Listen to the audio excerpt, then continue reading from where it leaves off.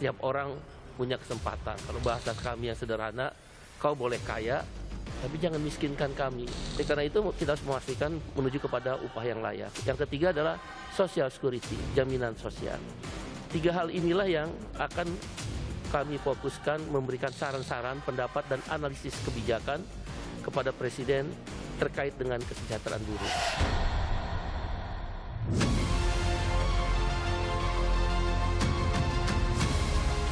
Kita ingin menunjukkan bahwa Hari Buruh itu memperingati hari perjuangannya buruh, sehingga kita menunjukkan bahwa cara memperingati Hari Buruh ya dengan cara berjuang, bukan dengan cara berpesta pora seperti bagaimana yang ditunjukkan oleh sebagian kelompok hari ini. Situasi rakyat hari ini itu situasinya sangat buruk. Ada situasi krisis yang sedang dihadapi, situasi kehidupan rakyat khususnya kelas buruh itu sangat buruk.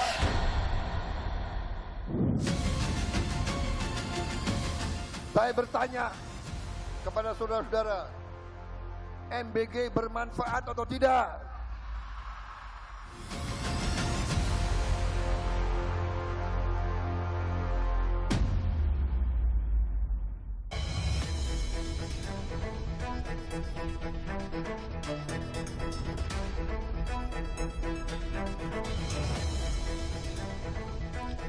Selamat malam, Presiden Prabowo Subianto telah memasukkan banyak aktivis ke dalam pemerintahannya di berbagai posisi. Keberadaan aktivis sebagai motor kekuatan penyeimbang diperlukan untuk memastikan pemerintahan berjalan dalam koridor konstitusi dan berpihak pada kepentingan publik. Lalu, bagaimana wajah masyarakat sipil jika para penggeraknya bergabung dengan pemerintah? Semua diborong istana, Indonesia mau kemana? Inilah Satu Meja The Forum malam ini bersama saya, Yogi Nugraha.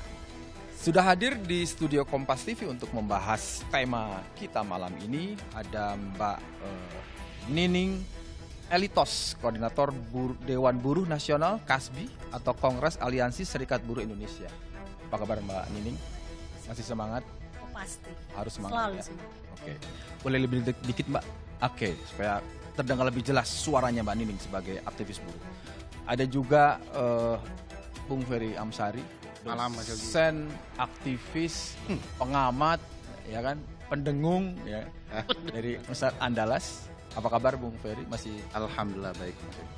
Ada juga Mas Budiman Sujatmiko, Kepala BP Taskin, aktivis 98 yang dalam catatan sejarah banyak disebut salah satu yang menggulingkan rezim Orde Baru. Enggak juga. Tapi terima kasih atas undangannya, Mas Yogi. Iya. Ya, terima kasih. Last but not least ada Said. Saya menyebutnya Pak Said Agil sebagai Presiden KSPI. Said Iqbal, maaf sorry. Said Iqbal atau sekarang menjadi penasihat Presiden bidang ketenagakerjaan dan kesejahteraan buruh. Apa kabar Pak Said? Baik, alhamdulillah. Assalamualaikum. Waalaikumsalam. Saya mau ke Mbak Nining dulu nih, satu-satunya perempuan di meja ini. Mbak Nining, kalau melihat Mas Said dilantik di istana, kawan satu perjuangan, tentu sebagai kawan gembira. Tapi dalam konteks pergerakan, dan saya menyebutnya adalah ini bisa disebut babak baru relasi gerakan buruh dengan pemerintah, dengan masuknya Mas Iqbal, dan sebelumnya ada Pak Jumhur Hidayat. Apa yang boleh kita dengar dari Anda sebagai sesama? Anda kalau harapan terlalu umum lah. Kira-kira Anda menitipkan langsung aja. Kira-kira apa yang mau Anda tanyakan atau apa yang mau Anda sampaikan kepada Pak Said? Iya, pertama saya secara pribadi karena saya kenal dan kemudian sebagai teman gitu ya, bagi saya ya senang-senang saja gitu ya. Tapi harus diingat. Saya penting tapinya ini. Karena kita juga belum tahu apa peran dan manfaat serta kedudukan. Kita harus lihat dalam kedudukan hukum ketatanegaraan gitu ya. Termasuk apakah penasehat ini pasif atau menjadi aktif. Penasehat. Nah, iya kan gitu, karena penasehat ketenaga kerjaan. Karena kita tahu problem persoalan ketenaga kerjaan yang sangat kompleks dan sampai hari ini belum ada terjadi perbaikan atas nasib Upah layak mayoritas soal terhadap alih daya rakyat. itu belum selesai ya dengan Oh iya, pasti tidak hanya bicara tentang upah layak, tapi kerja layak, terus kemudian hidup layak. Anda boleh berharap dong Sampai dengan hari masuknya Pak ini- Said ke dalam Ya makanya pemerintahan akan lebih sebelum cepat. kita bicara berharap, tentu kita harus lihat perannya pasif atau aktif kan Hmm. gitu. Kalau dia pasif, kita sudah bisa melihat tidak akan membawa perubahan apapun gitu. Nah, apakah yang dinasehat itu mekanismenya nanti kita lihat mau didengar atau enggak? Kita sudah tahu dalam perjalanannya baru setahun lebih gitu ya gitu. Seringkali orang mengkritik dan kemudian memberikan masukan pandangan terhadap bagaimana persoalan rakyat, tentang persoalan misalkan hari ini adalah tentang keamanan bekerja, atau istilahnya karena hari ini semakin terjadi fleksibilitas tenaga kerja, buruh mudah di PHK, buruh semakin lemah dilindungi gitu Job ya security. gitu. Terus belum lagi upahnya semakin rendah, apalagi kalau kita bicara situasi kondisi masyarakat kita hari ini, petani-petani di desa, tanah-tanah masyarakat dipaksakan atas nama pembangunan proyek strategis nasional, mereka kehilangan ruang hidup, lingkungan menjadi rusak gitu ya, kemudian menjadi buruh, upah murah, terus kemudian tidak punya kepastian kerja karena sistem kerja kontrak, alih daya, terus kemudian juga belum lagi PHK, belum lagi tentang persoalan penyelewengan hukum gitu ya, tentang persoalan pelanggaran terhadap hukum yang masih minimal. Gitu. Karena Mbak Nining mengatakan ini bisa aktif atau tidak, ini ada Bung Ferry Amsari yang kita secara kepakaran paham juga di mana kedudukan penasehat dibandingkan dengan menteri. Bung Ferry, apa kira-kira Anda bisa membantu menjawab nggak apa yang kekhawatiran atau pertanyaan dari Mbak Nining soal keberadaan Pak Said ini di dalam aktivis buruh yang ada di dalam istana? Ya, saya melihat sebenarnya ada kecenderungan pemerintah saat ini tidak punya kepercayaan diri maksimal. Kenapa? Sehingga semua ditarik, diborong begitu ya. Tentu tidak dalam rangka kalau biasanya orang memborong ini harga sedang murah nih. Tapi memang beberapa figur ini bisa kita ketahui adalah figur sentral dalam berbagai isu. Ya. Siapa yang tidak kenal Budiman Sujatmiko? Gitu ya. Kalau Anda punya sejarah pergerakan, Anda harus baca dia. Gitu ya. Siapa yang tidak tahu Said Iqbal? Kalau Anda ada di dalam gerakan buruh, Anda pernah berdiskusi panjang dengan dia. Nah, orang ini yang hendak ditarik oleh istana. Itu sebabnya kesan yang saya tangkap terlalu banyak yang ditarik. Fungsinya, kalau ditarik dalam konteks untuk memperbaiki, mempercepat kebijakan, nggak ada salahnya kan? Tidak ada salah, tetapi terlalu banyak itu menyebabkan pemerintahan tidak efektif dan efisien. Catatan saya dengan berbagai peristilahan yang muncul untuk menarik teman-teman ke dalam istana, ada staf khusus presiden, ada utusan khusus presiden, ada penasehat khusus presiden, yang tiba-tiba namanya saja penasehat, tapi kerja-kerjanya eksekutif. Saya ambil contoh, penasehat khusus presiden bidang komunikasi, tapi jadi jubirnya presiden. Dengan kata lain, sebenarnya ada orang yang ingin jadi badan komunikasi, tapi sudah ada. Kalau masuk berduaan nanti jadi bawahan satu, atasan satu, nggak mau. Jadi fungsinya sama, tetapi namanya, nomenklaturnya berbeda. Bagi saya itu pemubaziran. Nah, kalau langsung ke posisinya, kalau menggunakan catatan buruh, soal kemanfaatan apa bagi pemerintahan posisi Pak Said Iqbal, pertanyaan besarnya untuk apa ada menteri yang ngurus buruh, ada pula penasihat ngurus buruh, bukankah tugas salah satu menteri adalah dalam bidang tertentu membantu presiden? Presiden kemudian menasihati menteri. Sekarang ada presiden partai buruh menjadi penasehat presiden. Nah, ini sudah bingung namanya. Nah, yang tugasnya menasihati presiden dalam hal ini menurut saya tidak diperlukan. Karena harus ada faktor penyeimbang di luar istana untuk kerja-kerja dan kebijakan-kebijakan negara terkait tenaga kerjaan. Pak Said kalau gitu, Pak Said, karena Pak Said sedang dalam perawatan mata, saya persilahkan jika memang ruangan ini dianggap terlalu terang untuk izin pakai kacamata. Ya, silakan. Lebih gagah juga kelihatan. Supaya clear pemirsa, ini Mafioso. bukan karena baru dilantik menjadi setingkat menteri, bukan, tapi karena memang treatment mata. Mas Said mau menanggapi apa yang disampaikan oleh Bung Ferry? Terima kasih. Pertama tentu ada 2 pertimbangan yang kami di KSPI khususnya, Konfederasi Serikat Pekerja Indonesia, untuk mengambil posisi membantu Presiden sebagai penasehat bidang ketenagakerjaan dan kesejahteraan buruh. Sebelum ke sana kalau boleh tahu awal komunikasinya gimana? Dipanggil atau ada kebutuhan atau kalau Diskusi boleh yang di-share? mengalir, Oke. diskusi yang Langsung dengan presiden. langsung dengan Presiden beberapa waktu sebelumnya. Oke. Misal contoh, pada waktu itu kita kan gelisah ya dengan Omnibus Law Undang-Undang Cipta Kerja. Ya, dan saya Kami lihat menyatakan ini kekalahan politik kaum buruh. Mhm. Bagaimana mungkin semua partai politik bersepakat terhadap sesuatu yang merugikan posisi buruh, downgrade terhadap kesejahteraan, waktu itu outsourcing masif, waktu Omnibus Law waktu digodok sampai pemerintahan diketok. sebelumnya. Seiring berjalannya waktu Iya. sampai dengan akhirnya masuk ke dalam pemerintahan. ke dalam Gimana?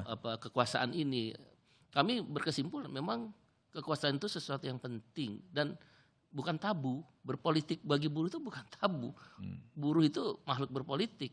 Anda pergi ke Amerika Latin, bahkan mereka punya partainya. Pertanyaannya adalah berpolitik pasti boleh, tetapi Boleh. ada di luar atau di dalam Iya. kekuasaan itu yang sedang Iya. kita diskusikan. Betul, boleh oposisi. Ketika ada di dalam, boleh, apa yang Anda ya, bisa masuk dalam jelaskan? kekuasaan. Nah, dalam diskusi-diskusi itu dimulai dengan kekalahan Omnibus Law Undang-Undang Cipta Kerja. Begitu Pak Presiden Prabowo terpilih, maka kita KSPI menyatakan bersepakat ini kesempatan dan ruang untuk memberikan masukan secara aktif, tadi yang Mbak Nini bilang, secara aktif terhadap koreksi kebijakan-kebijakan yang sebelumnya. Pak Prabowo 2014-2019 didukung oleh KSPI secara total. Karena kita punya pertimbangan. Oh, jadi ada historisnya kultural. ya? Ya, ada Ada historisnya. Oke. Ada historis. Bahkan saya waktu itu terpilih sebagai ILO Governing Body, salah satu pengurus pusat PBB, badan di PBB, ILO Governing Body berkantor di Geneva. Saya disuruh milih waktu itu sama ITUC, Konfederasi Serikat Buruh. Saya simpulkan artinya memang ada pembicaraan, ada historis dari 2014. Ya, ada historis itu, saya suruh pilih, Anda tetap mau ILO Governing Body atau Anda mendukung Prabowo. Saya bilang Anda nggak boleh ikut campur dalam urusan negeri kita.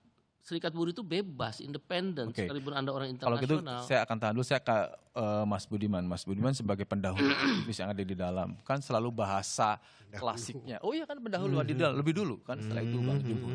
Bahasa klasiknya adalah ingin memperjuangkan dari dalam sistem. Oke. Ya kan itu kan. Sama juga saya lihat pernyataannya Mas Said juga sama juga. Anda melihat ini memang yang sudah di dalam ya. Dalam prakteknya adalah memang ada kebutuhan politik semata untuk tanda kutip, bukan tanda kutip lagi, untuk meredam suara-suara kritis sebagai bagian dari stabilitas sebuah pemerintahan, atau ternyata di luar itu ada hal yang publik belum tahu apa yang disampaikan, apa yang dikerjakan oleh aktivis di dalam istana. Bukan kebutuhan politis, Oh bukan. kebutuhan ideologis. Oke. Apa? Bagaimana menjelaskannya?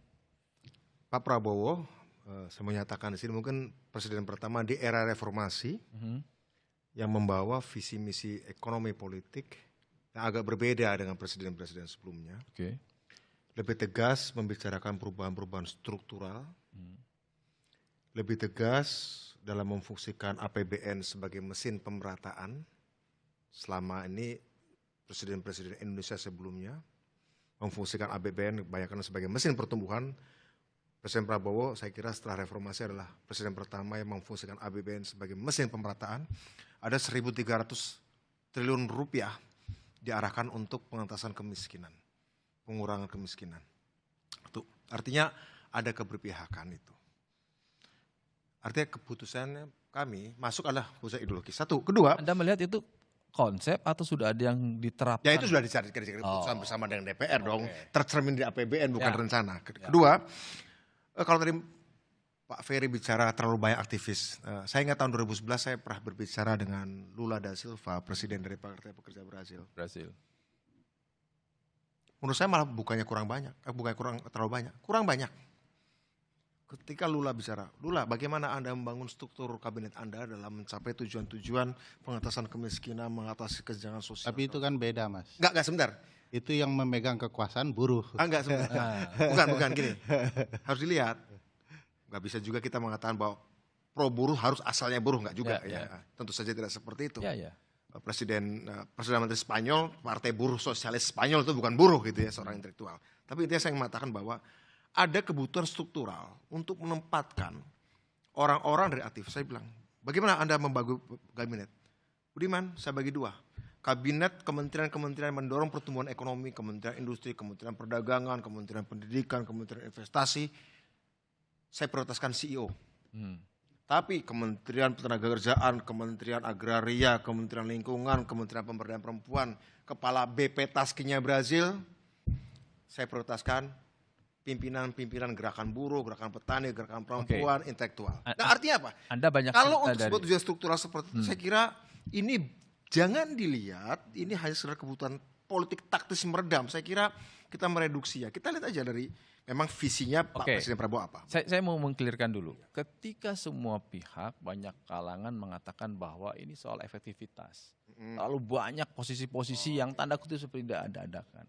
Anda ada yang sudah ada di dalam, bisa cerita benarkah itu atau memang ketika sudah di dalam dengan posisi-posisi yang tertentu mau menyelesaikan satu masalah itu susahnya minta ampun.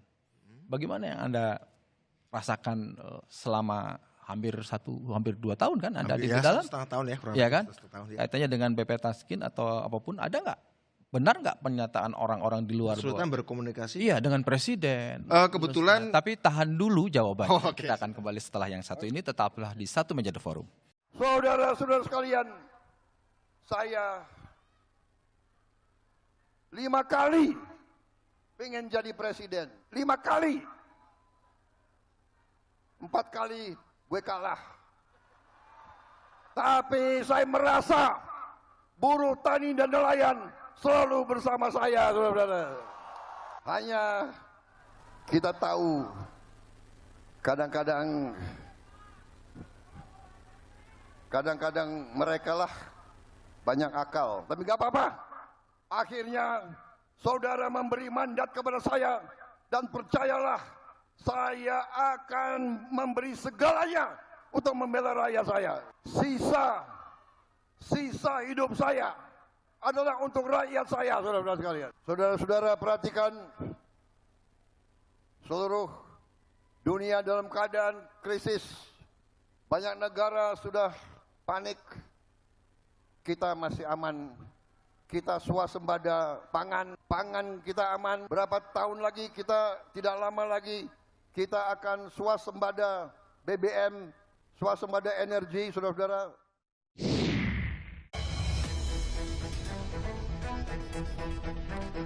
Masih di Satu Meja The Forum, saya mau melanjutkan ke Mas Budiman. Mas Budiman, tadi pertanyaan saya adalah ketika Anda mengatakan kurang banyak aktivis yang di dalam. Ya kan, yang kedua saya lalu bertanya, ketika orang mengatakan ini efektivitasnya seperti apa? Tapi saya penasaran. Ya sudah terjadi. Ya sudah di dalam, itu ruang untuk berbincang, untuk menyampaikan pendapat dengan presiden itu seperti apa sih? Katanya orang tertentu aja. Oh enggak juga. Secara formal kita kan ada rapat paripurna. Oke, itu pasti. Ya. Tapi dan rapat terbatas sesuai dengan tema. Misalnya berkaitan dengan, tentu saja kalau jika tema kemiskinan, tentu saya diundang bersama Menteri Sosial. Itu sifatnya apa? Laporan formal atau ada masukan-masukan? Diskusi. Jadi semacam, bukan semacam jadi rapat terbatas. Rapat terbatas tematik. Berkaitan dengan kementerian-kementerian yang berkaitan dengan kemiskinan. Meskipun saya pernah juga ada rapat terbatas berkaitan dengan pendidikan. Loh, kok bisa? Karena pada waktu itu, pada awal-awal kabinet berdiri, rapat pendidikannya adalah pendidikan untuk ke daerah-daerah 3T. Ya, yang terpelosok, terpencil itu ya. Dan bagaimana cara memanfaatkan teknologi digital untuk menjangkau para peserta didik di daerah-daerah miskin, ya, di daerah 3T, pinggiran, perbatasan dan segala macam, atau di tengah hutan seperti itu. Nah, temanya pendidikan, tapi karena berkaitan dengan kemiskinan juga diikut. Artinya dalam keadaan seperti itu agak berbeda dengan rapat paripurna. Di rapat terbatas itu two way traffic, komunikasinya dua arah. Presiden berbicara. Misalnya apa?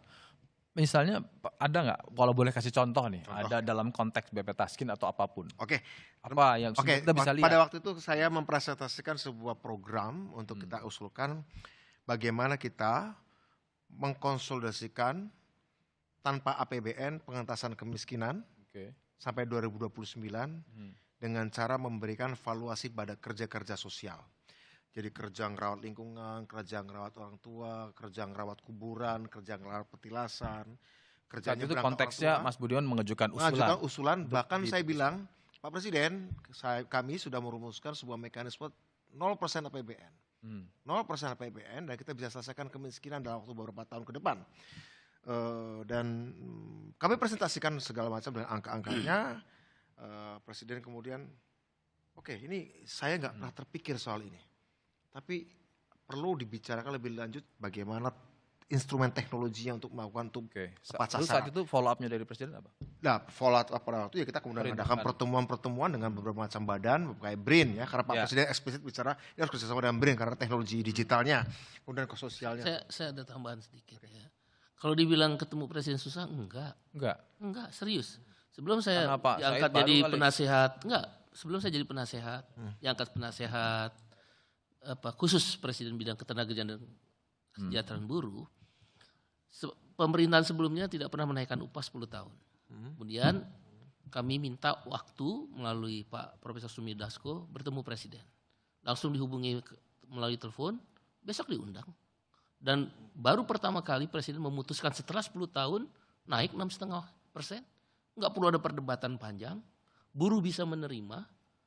Yang kedua, ketika tahun berikutnya kenaikan upah kembali. Terjadi perdebatan.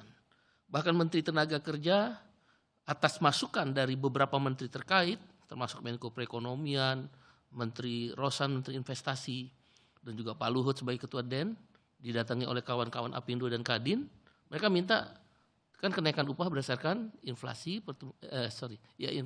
inflasi pertumbuhan ekonomi dan indeks tertentu. Yeah. Mereka menyodorkan angka 0,1 sampai 0,3. Pemerintah dalam hal ini Menteri Tenaga Kerja 0,5 sampai 0,7. Saya nggak mau. Lagi-lagi saya datang minta ketemu Presiden. Bisa. Akhirnya terjadi dialog beberapa kali. Bahkan tanpa harus bertemu langsung dengan Presiden. Melalui telepon pun saya bisa bicara dengan Presiden. Saya jadi kadang-kadang jadi agak berpikir juga kalau dibilang Menteri susah, di masyarakat susah. Kok yang saya rasakan beda ya? Hal yang sama juga dengan Mas Betul. Kemudian Presiden memutuskan, usulan kamu apa? Oke Presiden, saya mintakan indeks tertentu 1,0 sampai 1,2. Saya minta 0,9. Dikabulkan. Kemudian ketika kami memutuskan untuk aksi May Day yang lalu, untuk aksi di DPR, karena kami tidak ingin terjebak dalam rutinitas seremonial, kami memutuskan tanpa dipengaruhi oleh siapapun untuk aksi di DPR. Karena ada 6 isu yang kami bawa. Tapi waktu May Day itu memang tahun 2025. Orang yang tahun ini memang orang melihat seperti ya tapi kan nggak ada yang tahu proses bagaimana kami berkomunikasi dengan Presiden. Emangnya RUU PPRT memangnya tiba-tiba bisa disahkan? Tidak. RUU PPRT 22 tahun kawan-kawan Jala PRT berjuang. Ya. Mas Budiman menambah 3 hari bisa disahkan. Enggak, artinya gini, bukan suatu yang aneh juga ketika ada perayaan May Day dihadiri Presiden di negara manapun. Oh nggak apa-apa. Nggak ada masalah. Jangan dan bahkan itu tapi yang harus dilihat adalah itu bagus. Yang dilihat adalah keberlangsungan bagaimana perjuangan buruh. Oh itu benar. Yang belum selesai. Substansinya. Pertanyaan tadi, apakah yang menarik tema kemiskinan Mas Yogi? Kebetulan dalam soal segala yang berkaitan dengan tema kemiskinan. Pak Presiden biasanya nggak terlalu berlarut-larut meetingnya. Sehingga tidak harus terlalu banyak. Itu biasa segera keluar perpres, segera keluar impres. Dan itu selalu cepat ya? Selalu cepat. Kalau saya ambil contoh. Siapa yang mengusulkan Marsina jadi pahlawan nasional? Walaupun ini simbolis. Ya. Saya waktu May Day 2025 berbisik. Pak, tolonglah buruh tidak pernah jadi pahlawan nasional. Menurut kamu siapa? Marsina. Spontan saya jawab Marsina. Oke, apakah buruh semua setuju? Saya berkeyakinan setuju, karena beliau dari akar rumput, Marsina. Oke, kita putuskan. Jadi komunikasi yang pas dan tepat, membuat Presiden bisa memutuskan juga cepat. RUU PPRT juga itu begitu. Mas Said dan Mas Budiman, saya mau tanya ke Mbak Nini. Itu yang kita alami ya, yang kita rasakan ya. Ini kan masih ada di jalur perjuangan buruh yang belum masuk ke dalam. Ya, Mbak Nining paling nggak kan ada di luar ya kan. Tadi mengatakan ada beberapa hal yang belum selesai nih. Soal upah layak, soal job security, ya kan. Tapi kalau dari ceritanya masa ini kayaknya semuanya baik aja, langsung ketemu ketok. Pertama harus diingatkan seperti ini. Yang kita maksud dengan efektivitas itu bukan persoalan bisa bertemu atau tidak gitu ya. Ya, tapi pertamanya bertemu, kemudian menyampaikan persoalan dan ada keputusan. Ya, dengan bertemu itulah bisa disampaikan gagasan kan. Saya mau tanya ke yang lapangan. paling mendasar adalah bagaimana akar persoalan yang dihadapi oleh masyarakat. Nah, pertanyaan saya soal soal buruh dengan contoh gitu ya, kita bicara tentang persoalan Mede. Memang secara organisasi Konfederasi Kasbi tidak terlibat di Monas. Dia melakukan aksi yang juga tidak dipengaruhi oleh baik elit politik bahkan kekuasaan hari ini, dan kita menentukan sendiri untuk aksi di DPR gitu ya gitu. Kemudian di beberapa hari sebelum itu kemudian kita tahu Mede sebelumnya pemerintah termasuk Pak Prabowo waktu itu menyatakan akan melakukan penghapusan outsourcing. Faktanya kebijakan yang dikeluarkan adalah ketika peraturan menteri justru kemudian mengeluarkan satu kebijakan tentang alidaya yang kemudian menjadi 6 sektor ya gitu. Itu yang harus diingat. Artinya Anda mengatakan bahwa belum semua apa yang artinya apa yang disampaikan di publik dengan apa yang kemudian diturunkan dalam satu kebijakan ini agak bergeser gitu ya gitu. Kenapa saya bilang kayak seperti itu? Konstitusi negara kita menjamin bahwa siapapun pengurus negara menjamin seluruh tumpah darah Indonesia. Nah, kalau 6 sektor ini boleh kita alidayakan, artinya kita melakukan diskriminasi terhadap 6 sektor.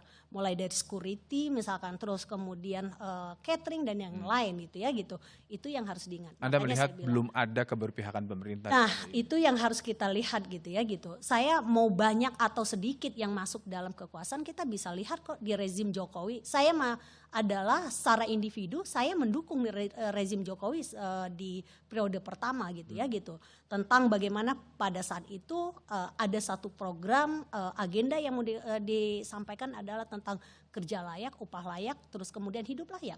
Sampai hari ini justru kita semakin menjauhkan itu gitu ya gitu. Bahkan di 2015 Jokowi mengeluarkan PP 78 yang waktu itu kita semua melakukan pergerakan perlawanan gitu. Nah, itu yang kemudian masih terjadi sampai hari ini. Misalkan kita bicara tentang anti serikat, dengan sistem kerja kontrak, fleksibilitas tenaga kerja, sistem magang dan alidaya, ini kerentanan terhadap buruh semakin kecil berserikat, kolektif bergeningnya semakin kecil kan gitu. Karena mereka tidak punya power bergaining. Dan serikat juga akan memiliki kekhawatiran itu dari sektor formal menjadi informalisasi. Dan itu nyata.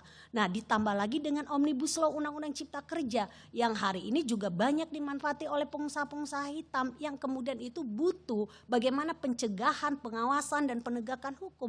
Dan ini masih persoalan yang dihadapi sampai hari ini. Termasuk juga bicara tentang ruang kebebasan berdemokrasi gitu ya. Baik di dalam tingkat perusahaan bahkan sampai tingkat nasional kita masih lihat bagaimana pembungkaman, kriminalisasi, bahkan sampai penyiraman air keras terhadap orang-orang bersuara kritis kan. Ya, Bung Ferry ini kan salah satu yang sekarang ini lagi jadi bintang tanda kutip aktivis yang dianggap ngeritik terus kerjaannya kan gitu kan, memberikan masukan dan sebagainya. Anda melihat bahwa ada beberapa tadi Mas Budiman mengatakan kurang banyak aktivis. Anda melihat apakah sebetulnya keberadaan aktivis sebagai penyeimbang di luar itu seperti apa? Atau Anda justru mengatakan bahwa saya ini merasa tidak nyaman, dianggap selalu tidak pernah ramah dengan pemerintah. Tapi tahan dulu jawabannya, kita akan kembali setelah yang satu ini tetaplah di Satu Meja The Forum. Masih di Satu Meja The Forum, saya melanjutkan Bung Ferry. Bung Ferry, tadi saya sudah sampaikan seringkali soal data swasembada dan sebagainya. Terus Anda melihat kawan-kawan aktivis. Bagi Anda sebetulnya posisi di luar dan di dalam tentu sama saja. Tetapi apa yang membedakan ketika seorang aktivis yang disebut sebagai motor penggerak penyeimbang kekuasaan ada di dalam harus seperti apa dan yang ada di luar seperti apa, dan itu dibiarkan normatif saja? Ya sebenarnya tidak terlalu berminat juga untuk mengkritik pemerintah, yang namanya pemerintah saya juga. Tapi gara-gara Mas Budi meninggalkan tempatnya, harus ada yang mengisi. Ada yang menggantikan. Ini penghargaan. Benar. Ini penghargaan. Jadi ada penyeimbang. Ya betul. Betul. Makanya apalagi dalam berbagai perspektif, dosen itu kan pada dasarnya adalah buruh. Ya. Karena dia diupah. Gitu ya. Dan bagi saya itu juga yang perlu dipahami, apa yang terjadi yang dicontohkan oleh Mas Budi di Amerika Latin itu, sebagian dimenangkan partai buruh, baru mereka mengisi kekuasaan dan mengeluarkan kebijakan. Bukan sebaliknya bersandar semacam ikut ya, menuai dari keberhasilan orang, sehingga kebijakan-kebijakan pada dasarnya tidak pro buruh. Nah bagi saya ya tentu akan ada bedanya buruh yang berkuasa mengeluarkan kebijakannya ada di titik sentral kekuasaan dibandingkan buruh yang menumpang laju biduk ke hilir begitu ya, cuman sekedar lewat begitu ya. Di titik itu akan sangat membedakannya. Tentu ini tidak mencoba berpikir negatif kepada teman-teman masuk ke dalam, tapi fakta membedakan, menjelaskan hal yang berbeda. Tidak ada satupun kerja teman-teman di dalam yang menonjol dari kerja-kerja yang lain. Kalau kita mau bicara upah minimum bagi para buruh, kalau Pak Penasihat mau clear dan lebih berterus terang ya, masih banyak problematika upah minimum di berbagai daerah. Kritik bahkan gugatan juga terjadi. Jadi kalau menurut saya kalau Pak Said Iqbal mau menjadi penasihat harus menyampaikan secara terbuka. Mungkin di beberapa daerah oke, tetapi di banyak daerah masih banyak persoalan soal upah minimum bagi buruh. Dan itu harus tersampaikan kepada Pak Presiden. Bukan tidak mungkin teman-teman yang punya akses termasuk Pak Said Iqbal, Mas Budiman, lebih dekat dibandingkan para menteri untuk menyampaikan banyak persoalan. Karena mungkin Pak Presiden sedang terhibur dengan para aktivis ini. Sementara menteri datang dengan berbagai persoalan gitu ya. Karena persoalan itu membuat presiden bingung, cukup menghadap Pak Teddy saja begitu ya. Nah, karena ini mendatangkan tawa, kebahagiaan, tapi belum tentu juga menyelesaikan persoalan. Nah, bagi saya ini yang menjadi titik penting untuk memahami prospek ketatanegaraan. Tatanegara itu antara hukum dan politik tipis ya. Nah, keberadaan politik teman-teman aktivis di dalam pemerintahan itu pentingnya bagaimana? Penting itu harus mengubah kebijakan yang signifikan. Orang sangat berharap, saya sendiri harus mengakui, saya berharap dengan keberadaan Budiman Sujatmiko, pengentasan kemiskinan itu tidak tampil dari sekedar data yang diucapkan pemerintah, tapi fakta real data di lapangan. Itu harapannya. Dan orang memimpikan para aktivis ini bekerja sesuai imajinasi publik. Bukan seperti apa yang dikerjakan para politisi-politisi lain. Nah ini yang saya khawatirkan, jangan-jangan jabatan ini cuman... Saya menganalogikan ketika Anda men-challenge data swasembada pangan, terkait dengan pengentasan kemiskinan, Anda boleh berpendapat nggak kira-kira? Ya saya... Mumpung ada Mas Budiman ya di depan. Dengan segala harapan kepada Mas Budiman. Oh baru harapan ya, belum menelaah. Belum catatan. Karena begini, saya tidak melihat terutama daerah-daerah yang tingkat kemiskinannya jomblang dibandingkan daerah lain, ada perubahan yang signifikan dari kebijakan. Dan itu karena Budiman Sujatmiko yang buat kebijakan itu. Ini kalau mau kita jujur ya, di beberapa daerah beringas seperti Jakarta, mana upaya yang signifikan untuk mengubah tingkat kemiskinan orang. Bahkan dalam kondisi global ekonomi yang sedang rusak seperti ini, bagaimana Mas Budiman Sujatmiko sebagai seorang visioner, komandante, El Capitano di lapangan bisa betul-betul mengubah hal ini menjadi luar biasa. Mas Budiman, ini kan Anda melihat ini gimana? Saya suka kata-katanya, karena ada tempat yang ditinggalkan maka saya isi. Saya kira itu bagian dari proses sejarah ya. Begini Mas Yogi, saya harus luruskan. Kalau dikatakan adanya animal yang nama aktivis untuk penyeimbang, keliru. Kenapa? Aktivis itu melakukan perubahan. Tapi kan juga dalam konteks bahwa dia bisa di dalam kekuasaan, politik, dia bisa di dalam kekuasaan. Soal yang nyimbang apa? Kalau saya bukan masalah ini fungsi pejabat, ini fungsi aktivis. Penyimbangan, kalau pemerintahnya neolib, penyimbangannya harus sosialis. Kalau pemerintahnya sosialis, penyimbangannya neolib. Artinya itulah cara kita melihat ekonomi politik ya, bukan sekedar peran-peran fungsi aktivis dan peran-peran fungsi politisi, bukan di situ. Karena aktivis juga beda-beda ideologinya, artinya begitu. Bukan, jadi aktivis adalah melakukan perubahan, bisa di luar, bisa di dalam. Kemudian pertanyaannya soal fungsi-fungsi seperti saya atau Pak Iqbal. Mungkin harus ditegaskan KIB Petas kan badan baru satu. Badan baru ini memang tidak eksekutorial, Pak Ferry, tidak eksekutorial, lebih koordinatif, monitoring dan merumuskan konsep pengentasan kemiskinan, dan itu yang diminta Pak Prabowo. Bagaimana Mas Budiman, kita udah ratusan triliun tiap tahun tapi kemiskinan masih begini-begini saja. Coba dibongkar apa masalahnya. Akhirnya kita menemukan kemiskinan itu bukan sekedar orang kurang uang, tapi juga orang kurang akses dan kurang aset.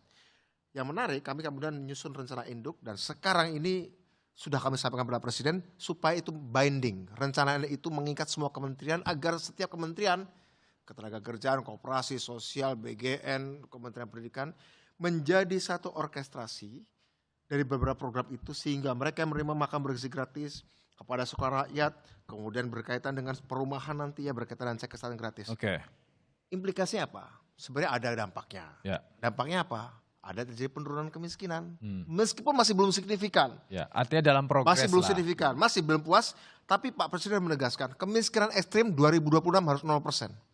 Sekitar 2,2 juta orang Indonesia yang miskin ekstrim di tahun 2026. Dan sebagai Kepala BPS Taskin, permintaan Presiden itu menurut Anda realistis atau tidak? Realistis karena kami sudah menemukan, kami sudah berdiskusi dengan BUMN. Saya dua hal yang saya mau diskusikan dengan Mas Budi. Satu, bagi saya aktivis bukan ikan di lautan. Begitu di lautan dia tidak ikut asin seperti lautan, tapi begitu keluar dari lautan dia jadi ikan asin. Gitu ya. Jadi jangan ketika di luar pemerintah dia mampu menahan godaan, begitu keluar pemerintah dia ikut godaan tersebut. Itu satu. Kedua, soal data-data yang selalu dikampanyekan Pak Presiden. Pak Presiden kita ini menggunakan jargon ultranasionalis untuk menghibur orang, tuntaskan kemiskinan 0%. Ya. Ekstrim ya, bukan sampah 0%. Ya. Tiba swasembada pangan, padahal ternyata cuma beras gitu ya.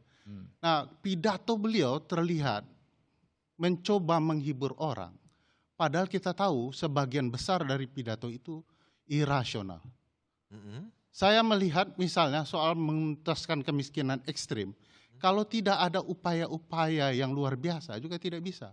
Mas Budi barusan mengatakan bahwa fungsinya hanya koordinatif.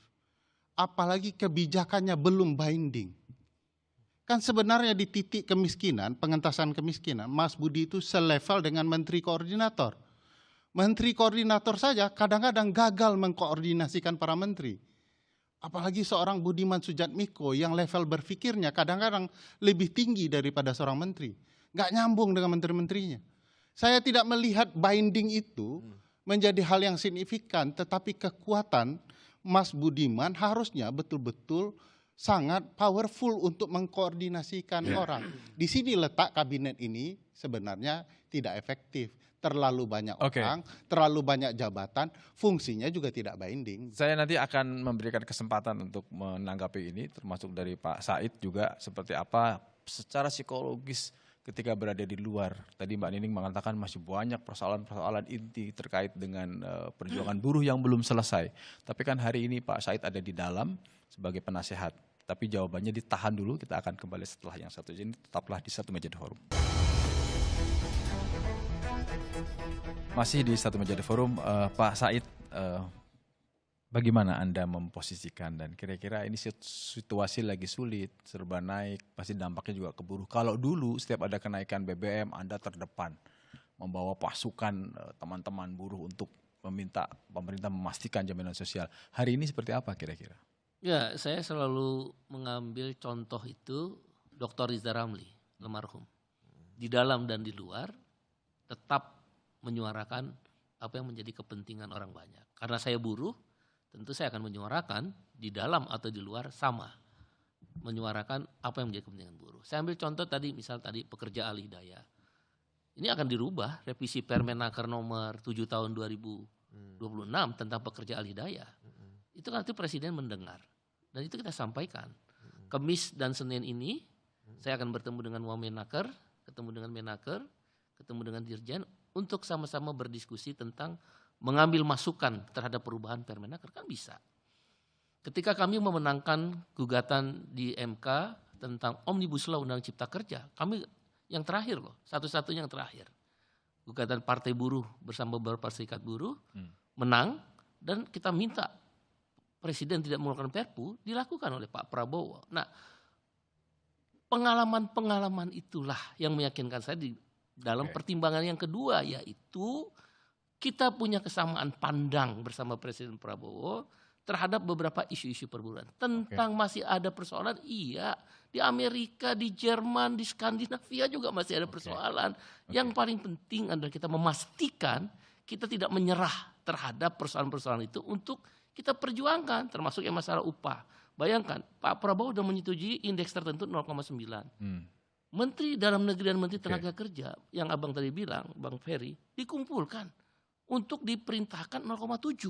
Kan ini ada perlawanan dari dalam. Saya sudah tangkap poinnya. Seperti inilah singkatnya yang adalah kita, keberadaan Pak Said di dalam maupun di luar tetap sama tegak saja lurus kita terhadap ingin perjuangan buruh ya. memberikan yang terbaik bagi buruh dengan cara yang bisa kita lakukan. Tentu dengan cara yang baik. Kami percaya dan berkeyakinan Pak Prabowo mau mendengar, mau bertindak sepanjang kita memberikan masukan yang terus-menerus dan berkeyakinan untuk memberikan argumentasi yang kuat. Insya Allah saya ke Mas lakukan. Budiman. Mas Budiman, Anda harus memastikan bahwa keberadaan Anda dan kawan-kawan aktivis, Mas Jumhur, Pak Said, dan lain-lainnya itu tidak sekedar politik akomodatif, tidak sekedar tanda kutip operasi pembungkaman, tapi lebih kepada menjadi mitra. Kalau Pak Prabowo sekedar melakukan politik akomodatif, orang-orang seperti kami hanya ditaruh dan kemudian tidak didengarkan dan rekomendasi nggak dijalankan. Kalau dengar cerita Pak Iqbal kan dijalankan. Rekomendasi kami juga tentang perlunya bikin supply chain dari MBG dengan koperasi dari petani pasokannya itu juga didengarkan meskipun dalam pelaksanaannya memang ada hambatan-hambatan ya. Kedua, kalau sekedar akomodatif, Pak Prabowo pasti hanya sekedar menjadi pendengar pasif kalau kami sedang diskusi. Tapi apa yang terjadi? Tidak. Apa yang terjadi? Kita bicara teknis, yes, bicara data iya, tapi yang menarik. Ketika kami membawa referensi sejarah, referensi ekonomi, referensi politik, segala macam, beliau bisa secara responsif. Dan bukan secara responsif, bahkan beliau kadang-kadang memberikan perspektif yang menurut kami, mengingatkan kami pada diskusi-diskusi zaman kami masih menjadi kelompok studi dulu, waktu zaman pergerakan. Artinya apa? Ya mungkin karena latar belakang beliau dari keluarga Partai Sosialis Indonesia, sedikit banyaknya kewarisan bapaknya ya, itu nyambung di sana. Artinya kalau sekedar politik akomodatif kan transaksional, ya kan? Tapi menurut saya seperti katakan tadi pertanyaannya, apakah ini politis? Bukan, ini ideologis. Bagi kami ini ideologis, begitu. Ya. Jadi intinya Anda mengatakan bahwa Presiden masih bisa diskusi, bisa diajak berdebat. Bisa. Dan bahkan bisa kita merubah keputusan Presiden sepanjang argumentatif. Saya sering sekali itu kita lakukan. Saya ke Mbak Nining. Mbak Nining, kalau demikian, tadi ada kawan yang sudah masuk ke dalam istana. Bagaimana Anda menempatkan organisasi buruh ini sebagai motor perjuangan nasib buruh yang masih banyak persoalan belum diselesaikan? Iya, walaupun Bung Iqbal masuk sebagai penasehat Presiden tentang ketenagakerjaan, tadi saya sudah banyak menyampaikan problem mendasar akar persoalannya sampai hari ini adalah belum terjawab gitu ya gitu. Nah kita akan melihat dalam proses perjalanannya apakah mempengaruhi atau dipengaruhi kan kayak tinggal seperti itu. Nah tapi harus diingatkan kami tetap akan bersuara dan terus berjuang gitu ya gitu dengan berbagai macam sektor karena problem buruh tidak hanya orang yang bekerja tapi ancaman terhadap generasi muda ke depan dan mayoritas masyarakat hari ini adalah yang masih non serikat juga harus disuarakan kan kayak gitu. Nah itu yang harus kita lihat. Yang selanjutnya adalah tentang bagaimana manfaat dari ketika teman-teman yang tadinya memilih jalan perlawanan di garis massa yang kemudian masuk di dalam lingkaran kekuasaan, ini akan secara alami akan terlihat apa akan membawa satu perbaikan kondisi nasib kaum buruh atau justru sebaliknya. Nah, hari ini masih ada PR kita adalah tentang bagaimana sampai hari ini Indonesia tidak memiliki standarisasi upah layak secara nasional. Dan itu nanti yang kira-kira akan titipkan kepada kawan-kawan Anda yang sudah ada di dalam istana. Pemutusan hubungan kerja yang hari ini juga semakin masif, dampak dari problem global yang kemudian menjadi korban adalah ujung tombak dari ekonomi adalah para Anda dan kawan-kawan akan terus berjuang di luar. Iya, kita tahu masih banyak organisasi serikat, bahkan mungkin bisa saja dari anggota Bung Iqbal sendiri ya pasti akan ada pro dan kontra atas kondisi ini kan gitu. Begitu juga dengan konfederasi-konfederasi atau organisasi-organisasi lain. Bung Ferry, kalau kita seling ada zakon kabinet dan sebagainya, ada juga hari ini ada juga politik akomodatif kata beberapa pengamat. Kalau Anda melihat sebenarnya apa sih yang paling ideal dalam situasi sekarang yang harus dikerjakan oleh kabinet merah putih pimpinan Prabowo Subianto? Namanya saja kabinet. Kabinet itu artinya kan kamar kecil, tempat diisi orang-orang kepercayaan raja-raja dulu. Ya. Nah sekarang kabinetnya terlalu banyak, sudah 110. Kalau ditambah utusan-utusan ini dan penasihat itu bertambah lagi. Gitu ya. Dan itu tentu saja tidak ideal untuk sistem pemerintahan presidensial yang efektif dan efisien. Selain dari jumlah, Anda mau melihat apa yang kira-kira perlu perbaikan? Ya, di data penelitian kami menyarankan kepada Presiden Republik Indonesia hanya membutuhkan 21 menteri dengan tetap mempertahankan 34 kementerian. Jadi ada satu menteri yang akan memimpin 2 kementerian yang objek persoalannya sama. Katakanlah yang objeknya desa, itu menterinya banyak tuh, Menteri Dalam Negeri, Menteri Desa, Menteri Daerah Tertinggal, Pertanian dan segala macam objeknya berdekatan. Nah itu akan membantu kinerja efektif presiden. Kalau bicara sosialisme, itu sosialisme salah satunya. Nah kita tidak melihat wajah sosialisme dalam kebijakan pemerintahan kita. Misalnya merebut tanah rakyat, mengaktifkan militeristik dan polisi di ruang sipil. Itu lebih mirip fasisme daripada sosialisme. Dan bagi saya tidak cukup menjual sosialisme untuk menghibur rakyat. Yang perlu dipastikan adalah rakyat betul-betul bahagia di bawah kepatuhan kepada konstitusi. Terima kasih Bung Ferry, terima kasih Mbak Nining, terima kasih Mas Budi Mas Sudamiko, terima kasih Pak Said Iqbal.